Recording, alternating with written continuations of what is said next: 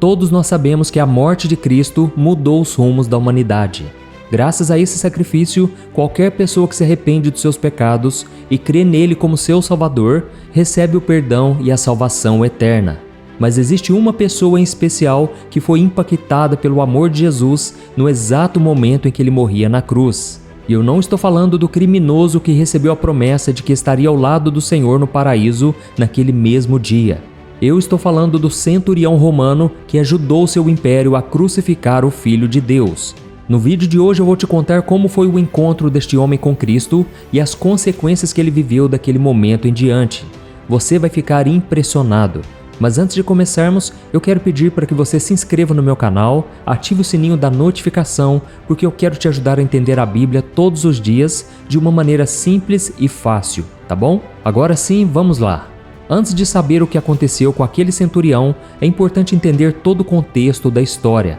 Eu também quero deixar claro que o que aconteceu com este homem não está relatado na Bíblia, mas sim em manuscritos daquela época que narram a história dos personagens que fizeram parte da vida e da morte de Jesus. Na hierarquia do exército romano, o centurião é um dos cargos de maior destaque, confiança e responsabilidade. Era um posto que muitos desejavam, mas poucos alcançavam. Era necessário não apenas coragem e habilidade militar, mas também disciplina e lealdade inabalável ao império. O centurião era o comandante de uma centúria, ou seja, uma espécie de batalhão formada por 100 soldados e a sua autoridade era absoluta. O soldado que aspirava ao posto de centurião tinha que demonstrar não somente bravura em combate, mas também habilidade estratégica e liderança.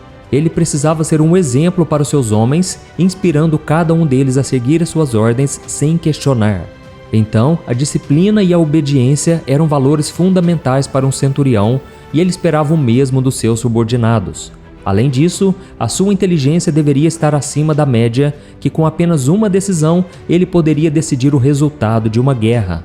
E dentro desse contexto de liderança, o centurião fazia parte de uma máquina militar muito severa que impunha a ordem nas terras dominadas por Roma através da força. E uma das formas mais comuns de punir aqueles que eram julgados como criminosos era através de métodos brutais, como a crucificação. Com certeza, esse centurião de que nós estamos falando deve ter comandado a tortura e até mesmo a morte de dezenas ou centenas de pessoas. E durante os episódios finais do ministério de Jesus aqui na Terra, entre a traição de Judas, a sua prisão, julgamento, condenação e crucificação, o exército romano teve um papel muito importante no cumprimento das escrituras que tratavam da paixão de Cristo. Enquanto Jesus agonizava na cruz, os soldados dividiam suas vestes e lançaram sorte por sua túnica, cumprindo a profecia do versículo 18 do Salmo 22. Inclusive, neste salmo, Deus dá ao rei Davi uma série de revelações que aconteceria no dia em que o Messias, que nasceria de sua linhagem, fosse crucificado. Assim que Jesus pediu ao Pai para que perdoasse aqueles que o condenaram, deu seu último suspiro e entregou seu espírito nas mãos de Deus, algo sobrenatural aconteceu. A Bíblia diz que o céu foi tomado por uma escuridão tão pesada que, segundo os cientistas que estudaram os manuscritos da época, foi semelhante à escuridão das 10 pragas que atingiram o Egito, que era possível sentir as trevas com as próprias mãos. Ao mesmo tempo, a Bíblia também diz que um terremoto estremeceu a terra, partindo rochas enormes e rasgando o véu do templo de cima a baixo. Mas o mais extraordinário de tudo ainda estava por vir. No capítulo 27 do Evangelho de Mateus, diz que vários túmulos se abriram com tremor e os corpos dos homens e mulheres de Deus que tinham morrido se levantaram e foram até a cidade santa de Jerusalém, onde foram vistos por muitas pessoas. Todos esses fenômenos trouxeram ao coração do centurião a certeza de que algo divino e sobrenatural estava acontecendo naquele momento. Mesmo depois de ter testemunhado e participado de centenas de execuções com tanta brutalidade e crueldade, aquele oficial se viu atordoado e passou a questionar as suas crenças e convicções, pois nada se comparava ao que ele estava presenciando naquela tarde no Monte do Gólgota. Então, naquela hora, o centurião olhou fixamente para o corpo de Jesus na cruz e ele disse a frase que mudaria sua vida para sempre. Realmente, este homem era o Filho de Deus. Essa frase está escrita em Marcos capítulo 15, o versículo 39. Ao fazer essa declaração, o centurião estava mostrando que ele viu diante dele o Messias que os líderes judeus tanto acusaram de ser um farsante. A luz que fluiu daquela cruz tocou o espírito daquele homem e com certeza ele passou a se lembrar dos momentos que tinha testemunhado. Como líder da centúria, responsável pela execução de Jesus, é muito provável de que ele acompanhou todos os passos desde a prisão de Cristo. Então, tudo que ele tinha testemunhado agora começava a fazer sentido. Apesar de ser humilhado e esnobado, Jesus manteve a sua postura. Diante das falsas acusações, das humilhações e da violência, a reação daquele prisioneiro chamado Cristo não revelava apenas a sua inocência, mas também a sua natureza divina. Desde o momento em que ele foi levado perante o sumo sacerdote e do sinédrio, Jesus enfrentou uma série de acusações mentirosas, mas ele nunca se irou e ele nem quis se defender. Depois, diante de Pilatos e do povo judeu pedindo a sua crucificação em troca da liberdade de Barrabás, Jesus enfrentou mais injustiças e humilhações e mesmo assim ele se manteve sereno. Em seguida, ele foi espancado, chicoteado e recebeu uma coroa de espinhos na cabeça.